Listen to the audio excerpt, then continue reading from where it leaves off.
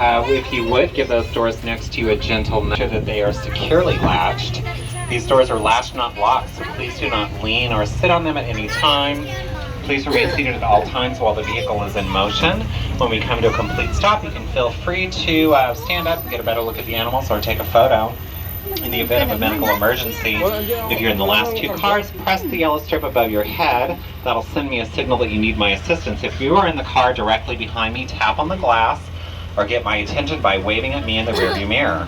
Please hold on to all of your personal belongings. If you drop anything off the vehicle during the tour, I cannot pick it up. But if you make a mental note of where you dropped it, we will send someone out and attempt to retrieve it for you. Okay, boring stuff out of the way. On the left-hand side, way up on the hill, there is a southern white rhino, and her calf is under the tree. Really little calf. That is Kamaria. She's about 4 months old. She's the most recent addition to the crash. And Kianga is her mother, very close to her. Southern white rhinos, largest species of rhino. They get to about 5,000 pounds and about 6 feet tall. Little Kamaria, cute as she is about 200 pounds. Also up on the hill, there's several more southern white rhinos up there, and there's a bachelor herd of Cape buffalo. And then over on the right-hand side, we have an African cheetah laying down there. Over on the right-hand side, who thinks that they can outrun a cheetah? Anyone? They are the fastest land animal. They can reach speeds up to 70 miles an hour. They owe this amazing speed to their flexible spine, which expands and contracts like a coiled spring. Their nails, they cannot retract them, so they act like cleated running shoes, allows them to reach high speeds very quickly. They are sprinters, so they have to be close enough to their prey where they can capture them very quickly, because they... So much for coming to the San Diego Zoo Safari Park today by coming through one of the 2 front doors of the San Diego Zoo Wildlife Alliance. Rhinos, they blend in nicely to those boulders. Now the southern white rhinos here at the Nikita Khan Rhino Rescue Center play a very important role in trying to bring the northern white rhino back from extinction, or the point of extinction rather. How many of you know how many northern white rhinos are left in the world? Anyone? There's only 2, correct? There is only 2. They're both female, so they are functionally extinct. They live in Kenya under 24-hour guard, mother and daughter. Now, all rhino species are at risk for illegal poaching for their horns. Some cultures believe that the horn has medicinal value, which is not true. If you feel of your own hair and your own fingernails, that is the same material that the rhino's horn is made. So it takes time to make sure you're doing all the right things. Over on the right-hand side, this is local wildlife. This is a young male mule deer. The mule deer live inside and outside the park. Over on the left-hand side, we have 2 different species of pelican. We have the great white pelican and the Dalmatian pelican. The Dalmatian pelican is the largest species of pelican. They're the ones with the gray on their wings. Now both species. It's a great day to come. It is nice and cool today. The animals are the most active in the morning and the evening when it's cool. So on cool days, they're still somewhat active. Typically, they're going to be resting, conserving their energy, only using it if they have to flee from a predator. We'll get a better look at the Grevy zebra on the other side of the tram path. We've got a bachelor herd that you can see a little bit better. That's not a zebra. And over on the right-hand side, this is our bird marsh. And up on that rock formation, there's, let's see, I can see 2 different species of, or actually 2 different species of vulture. The one on the front is a Cape vulture. Now, vultures are critical to any healthy ecosystem. They clean up after predators that leave carcasses behind, and they can consume material that is infected with diseases such as Ebola. So they prevent the spread of that disease to other animals and to humans. We have lots of turkey vultures around here that take care of our ecosystem locally. And other birds of prey, but I mean, vultures are really underappreciated. I think the rappel sculpture is absolutely beautiful with those dappled wings. Luann.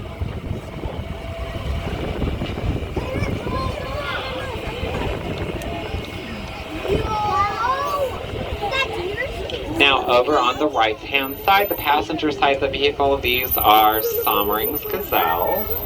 They have the tan back, the white belly, and the beautiful markings on their face. Is not just pretty eye makeup, that is called a threat mask.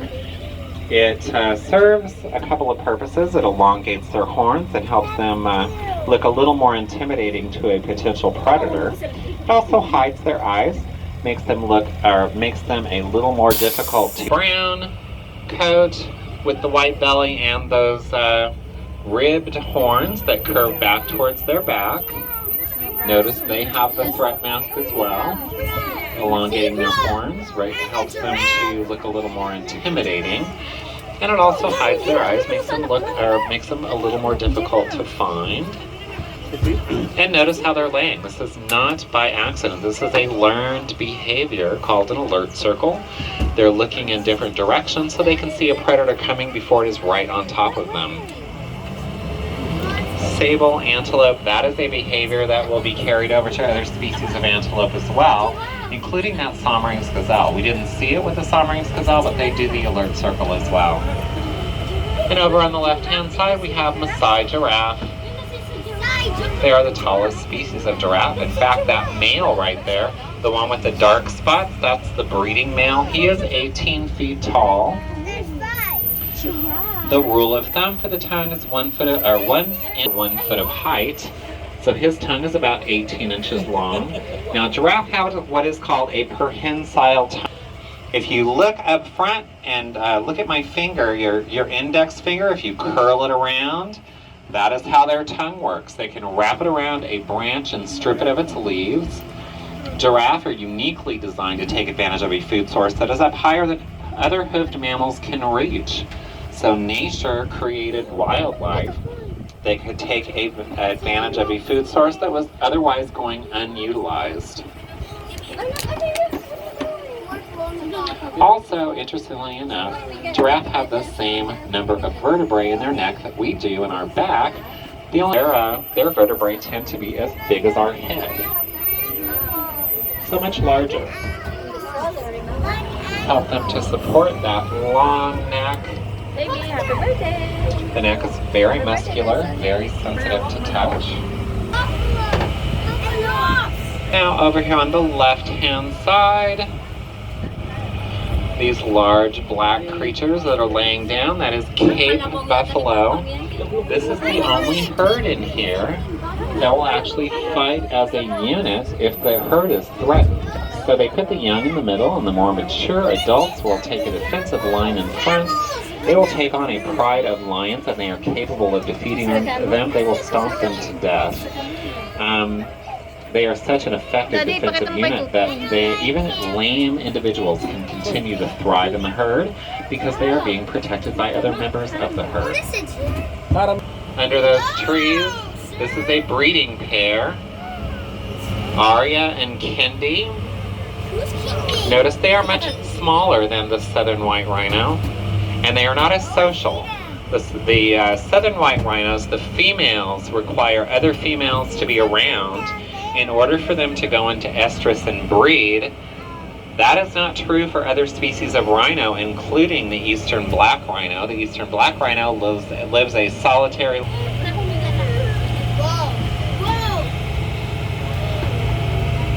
Now, southern white rhinos tend to live in social groups together called a crash. How a predator sees them, because predators are colorblind. So that orange coat really helps them to blend into the green. Now here's a closer look on the left-hand side of these Uganda cobs. Here by this rock formation antelope, you saw the male herd on the left. It's a great photo op. Also a great place to just take a break and have a glass of wine. Does that sound good to anyone else? A glass of wine up here, wouldn't that be nice?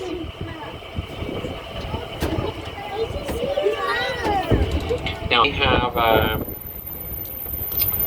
all different species of birds and coyotes. And there's another look at those eastern black rhinos on the left-hand side. They are browsers, where the southern white rhino is grazers. The southern white rhino has a wide, flat mouth that makes them perfect for grazing. In fact, they're called the lawnmowers of the savannah. Now, the lips on the eastern black rhino is kind of shaped like a V, so that makes them browsers. They're browsing through leaves and trees, and brush and other bushes. Interesting differentiation between the two. Odd how they would be so different yet so similar.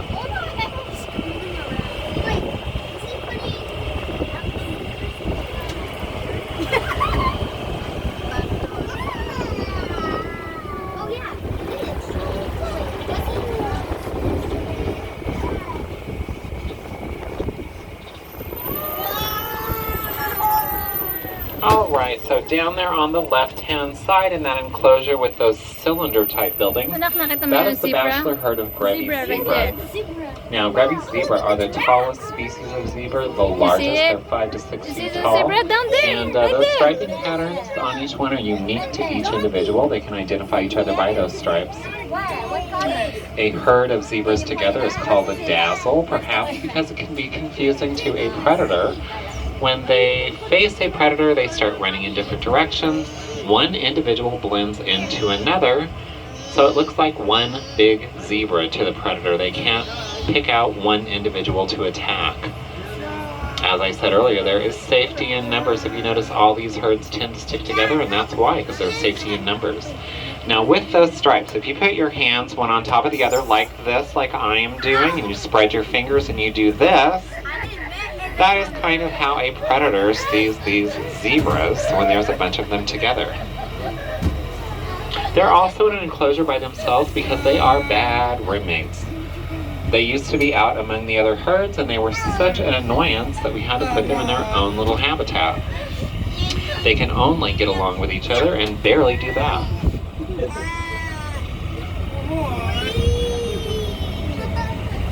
If you keep looking on the left-hand side, you'll see the giraffe again and those Cape buffalo.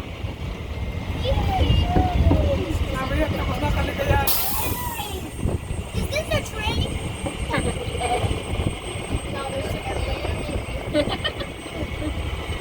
Read the train. Read the train. I can see a big branch.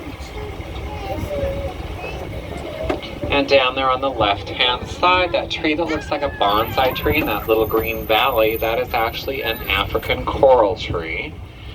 Now, I have one at home, but it doesn't look like that, and it's not trimmed like a bonsai tree because I don't have a giraffe. If you notice, all of our trees are beautifully trimmed because we have giraffe. We don't need arborists. They take care of that for us. Now, I have asked to take a giraffe home to trim my tree, and they keep saying no. Don't know why. It's just one little giraffe. I'll bring it back. What do you mean you don't know why? And over on the left-hand side, those brown shaggy antelope with those white markings on the rump, those are Ellipsan waterbuck. That is a female herd of Ellipsan waterbuck. The marking on the rump is called a follow me mark, so if they're migrating from one place to the other, they keep an eye on each other so they don't get separated from the herd by following that follow me mark. The marking on the rump looks like they sat on a toilet seat covered with wet paint. But that is their follow me mark.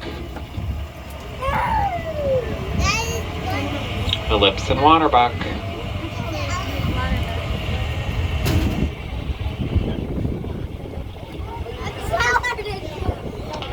The male Ellipsan waterbuck is over here in this trench over here. You can only see his horns. You can barely see his horns. He is trying to figure out how to get over to the left-hand side with the female Ellipsan waterbuck. Poor little fella. See, there he is. He's like, why am I over here? And why are they over there? Makes no sense to him. He's so beautiful too. He's quite a catch. He is the male Ellipsan waterbuck. We just saw the females. And he wants over there with the females. Up there on the hill there, those are Ancoli cattle. They were domesticated. Absolutely beautiful. That's the Ellipsan waterbuck male. Over on the left-hand side, those are Patterson's elands, those large tan antelope with the spiral. Wait, what is that? See the wide, flat mouth? That makes them grazers. Perfect grazers. Southern white rhino. There's actually two out there, but this one's closer.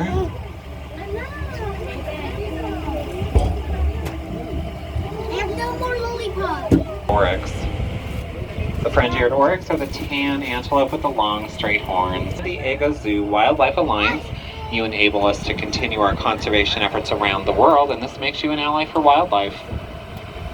Please remain seated until we come to a full and complete stop here at the station. Once we do, you can feel free to open the passenger side doors only by pulling that outside lever towards the front of the vehicle. My name is James. I will be standing at the front of the vehicle. Questions you may have as you exit.